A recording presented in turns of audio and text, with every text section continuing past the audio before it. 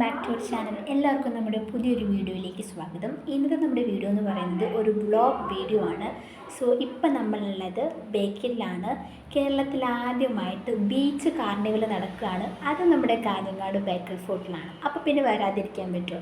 അങ്ങനെ ഞങ്ങളും എത്തി. വൈകുന്നേരം ഒരു 4 മണിയൊക്കെ ആയപ്പോഴായിരുന്നു ഞങ്ങൾ വന്നിട്ടുണ്ടായിരുന്നത്. വണ്ടി പാർക്ക് ചെയ്ത് വന്നപ്പോൾ എൻട്രൻസിലോട്ട് കയറുന്നിടത്ത് ഡെക്കറേറ്റ് ചെയ്ത് വീഡിയോ പിടിക്കാൻ എനിക്ക് മറന്നുപോയി. അപ്പോൾ ഞങ്ങളങ്ങനെ അതിനകത്തോട്ട് കയറി.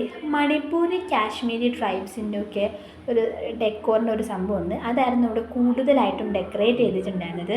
അങ്ങനെ ഞങ്ങൾ ആദ്യം തന്നെ മിലിറ്ററിയുടെ ഒരു മ്യൂസിയം പോലെ സെറ്റ് ചെയ്തിട്ടുണ്ടായിരുന്നു. അതായത് പട്ടാളക്കാർ ഉപയോഗിച്ച അവരുടെ എല്ലാ സാധനങ്ങളും അവിടെ അവർ സെറ്റ് ചെയ്തിട്ടുണ്ടായിരുന്നു. അത് അതിൻ്റെ പേരും ഡീറ്റെയിൽസും കാര്യങ്ങളൊക്കെ ഉണ്ടായിരുന്നു. അത് കഴിഞ്ഞ് നമ്മൾ അവിടെയൊക്കെ ഫുള്ള് കറങ്ങി കണ്ടു. പിന്നെ ലിറ്റിൽ ബോയ് ബോംബിൻ്റെ മാതൃക അങ്ങനെ കുറേ സംഭവങ്ങളൊക്കെ ഉണ്ടായിരുന്നു. അവിടെയൊക്കെ ഫുള്ള് കറങ്ങി അടിച്ച് കണ്ടു. അവിടുത്തെ വീഡിയോസും ഫോട്ടോസും കാര്യങ്ങളൊക്കെ എടുത്തു.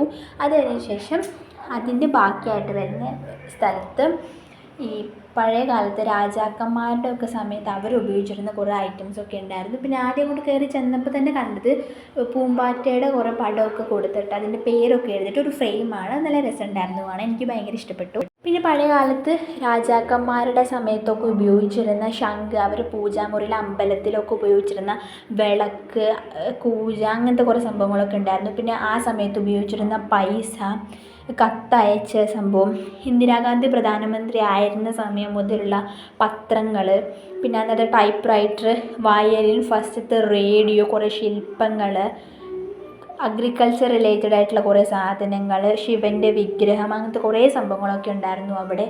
ഫോണ്, വാച്ച്, ചെസ് ബോർഡൊക്കെ ഉണ്ടായിരുന്നു. എല്ലാ വെറൈറ്റി പഴയകാലത്തെ എല്ലാ സാധനങ്ങളും അവിടെ ഉണ്ടായിരുന്നു.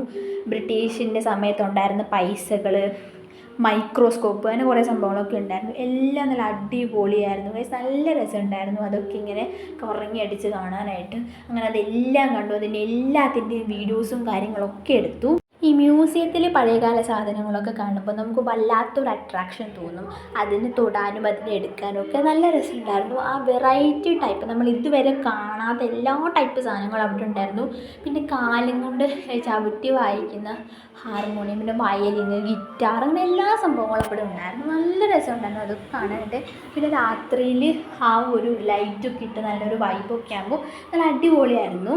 അങ്ങനെ അവിടെ എല്ലാം കണ്ടു. വീഡിയോസും കാര്യങ്ങളൊക്കെ എടുത്തു. അപ്പോൾ ഇത് അവിടുത്തെ ആൻറ്റി അതിങ്ങനെ ചവിട്ടി വായിച്ച് കാണിച്ചു കൊടുക്കുകയായിരുന്നു. അപ്പോൾ അമ്മമ്മയ്ക്കാണെങ്കിൽ അങ്ങനത്തെ കാര്യങ്ങളൊക്കെ ഭയങ്കര ഇഷ്ടമായതുകൊണ്ട് അമ്മമ്മ അങ്ങനെ തന്നെ അതൊക്കെ നോക്കുമായിരുന്നു. അതൊക്കെ നോക്കിയാൽ ഞങ്ങൾ പുറത്തോട്ട് ഇറങ്ങി. അപ്പോൾ അവിടെ കുറേ റൈഡും കാര്യങ്ങളൊക്കെ ഉണ്ടായിരുന്നു. കുഞ്ഞു കുട്ടികൾക്ക് കയറാൻ പറ്റിയതും വലിയ കുട്ടികൾക്ക് കയറാൻ പറ്റിയതൊക്കെ ഉണ്ടായിരുന്നു. ഞങ്ങൾ ആദ്യം തന്നെ കടൽ കാണാനാണ് പോയത്.